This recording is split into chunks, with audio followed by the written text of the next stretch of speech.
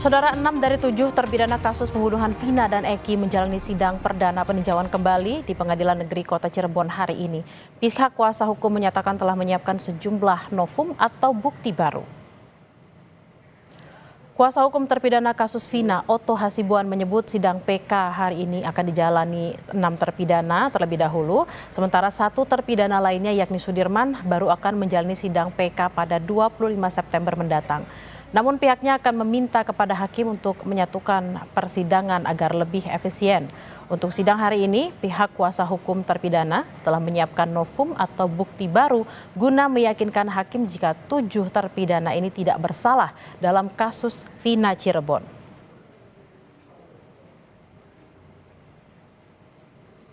Ya, jadi hari ini kita akan bersidang pertama untuk PK daripada PK-nya 7 terpidana. Sedangkan Sudirman itu sidangnya akan berbeda, ya. Itu tanggal 25 dia dapat panggilan. Tetapi kita akan berencana nanti untuk coba meminta kepada majelis, siapa tahu bisa mungkin disatukan perkara itu. Karena apa? Karena saksi, ahli, barang bukti ada yang bersamaan walaupun ada sedikit yang berbeda, tapi akan lebih efisien apabila disatukan. Memori PPH kita ini poinnya itu banyak sekali, tapi yang utama adalah ada beberapa novum, ya. Ada novum itu adalah bukti-bukti yang baru ditemukan sekarang ini, yang mana kalau tadinya waktu perkara dulu itu ditemukan, maka putusan hakim akan berbeda, yaitu bisa memutuskan dia menjadi bebas atau dilepaskan dari tuntutan. Sebelumnya, saudara, mantan terpidana kasus Vina Cirebon, Saka Tatal, sudah lebih dahulu menjalani sidang peninjauan kembali pada 24 Juli hingga 1 Agustus lalu. Pengadilan Negeri Kota Cirebon, Jawa Barat menyatakan telah mengirimkan berkas sidang PK Saka Tatal ke Mahkamah Agung pada tanggal 30 Agustus 2024 atau hampir sebulan setelah berakhirnya sidang PK Saka Tatal. Namun, Pengadilan Negeri Kota Cirebon tidak dapat memastikan berapa lama putusan tersebut akan dikeluarkan oleh Mahkamah Agung. PK garis miring 2024 garis miring Pengadilan Negeri Cirebon Junto nomor 16 garis miring Pitsus Anak garis miring 2016 garis miring Pengadilan Negeri Cirebon atas nama Saka Tatal secara elektronik melalui SIP ke Mahkamah Agung RI pada tanggal 30 Agustus. Kami ulangi, pada hari Jumat tanggal 30 Agustus 2024.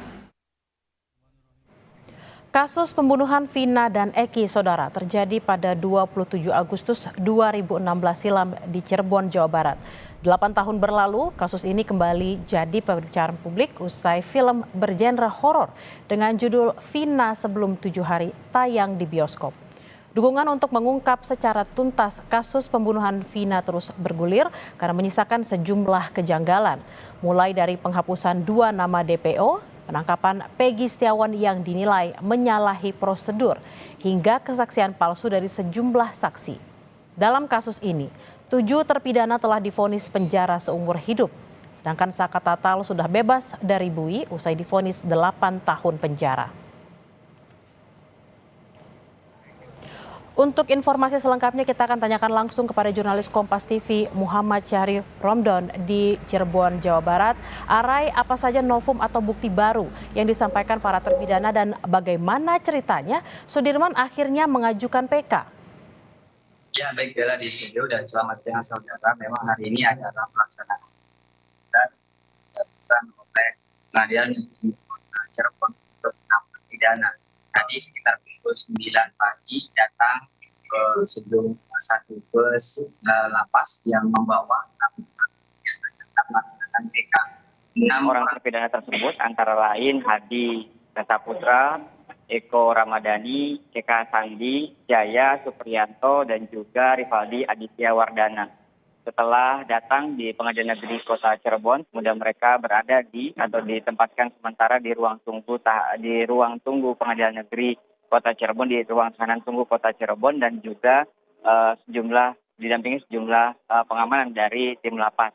Tak lama kemudian, sejumlah tim kuasa hukum yang diketuai oleh Oto Hasibuan mendatangi Pengadilan Negeri Kota Cirebon yang juga bersama beberapa keluarga terpidana. Oto menyampaikan ada beberapa novum yang disiapkan dan diajukan dalam memori PK yang hari ini akan dibacakan oleh tim kuasa hukum, dan salah satunya adalah kesaksian-kesaksian yang dahulu di tahun 2016 tidak pernah dihadirkan dan saat ini dihadirkan untuk memastikan bahwa 6 terpidana ini bukanlah pelaku pembunuhan seperti yang dituduhkan dan diputuskan di persidangan di tahun 2017 lalu. Kemudian tidak hanya tim kuasa hukum, beberapa pihak juga sempat menghadiri untuk menghadiri peninjauan PK yang dilakukan perdana hari ini. Bella, tadi sempat terjadi sedikit deadlock pada saat majelis hakim mengatakan, menginformasikan bahwa persidangan PK 6 terpidana berlangsung secara tertutup. Namun dari ketua kuasa hukum dari 6 terpidana, yakni Oto Hasibuan, menyampaikan kepada hakim memohon untuk melakukan persidangan PK ini secara terbuka dengan beberapa alasan. Bila melihat dari pernyataan hakim, sebelumnya hakim mengatakan bahwa ada pasal tentang asusila yang membuat hakim menganggap bahwa ini persidangan tertutup. Namun dari kuasa hukum terpidana Jutek Bongso yang menyampaikan konferensi pers tadi menyampaikan bahwa tidak ada alasan yang konkret karena pada persidangan di tahun 2017 itu diputuskan pasal 340 yakni pembunuhan berencana, dan tidak ada pasal asusila yang diputuskan di tahun itu. Dan juga mengingat di tahun 2016 menurut Jutek Bongso itu dilakukan atau persidangan dilakukan secara terbuka. Sempat terjadi skorsing waktu 15 menit dan kemudian baru masuk beberapa waktu lalu dan hakim akhirnya memutuskan bahwa sidang PK sidang PK 6 terpidana dinyatakan terbuka untuk umum. Bella. Baik, sudah dinyatakan sidang akan secara terbuka, juga ada novum baru, salah satunya adalah kesaksian-kesaksian yang tahun 2016 tidak pernah dihadirkan. Lalu apa yang menjadi alasan Sudirman mengajukan PK, Arai? 6 terpidana ini memang sudah lebih awal mengajukan peninjauan kembali ke Pengadilan Negeri Kota Cirebon, mengingat mereka lebih dulu dipulangkan dari tiga lapas di Bandung, yakni lapas Jelekong, Banjai, dan juga Rutan Bandung. Kemudian tiba di lapas Kesambi Kota Cirebon dan dapat dihadirkan untuk menghadiri PK ini. Sementara Sudirman sebelumnya mendapatkan kuasa hukum yang selain dari Pradi, hingga akhirnya Sudirman sendirian yang terlambat untuk mengajukan PK.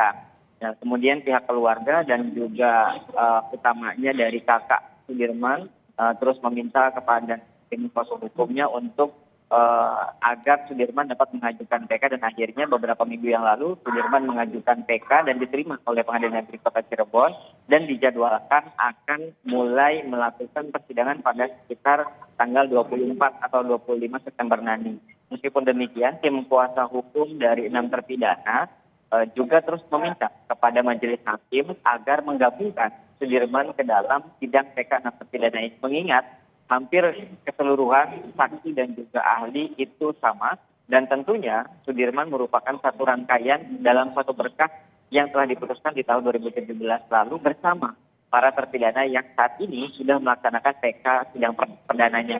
Tentu keputusan majelis hakim apakah akan menggabungkan Sudirman ke dalam PK 7 terpidana ini atau tetap memisahkan, kami masih tetap menunggu dari penjelasan majelis hakim. Mengingat saat ini sudah berlangsung proses persidangan peninjauan kembali yang dimulai pukul 10 WIB tadi. Bella. Kita akan terus nantikan sidang peninjauan kembali dari 7 terpidana kasus pembunuhan Vina dan Eki di Cirebon. Terima kasih Muhammad Syahri Rongdon dari Cirebon, Jawa Barat.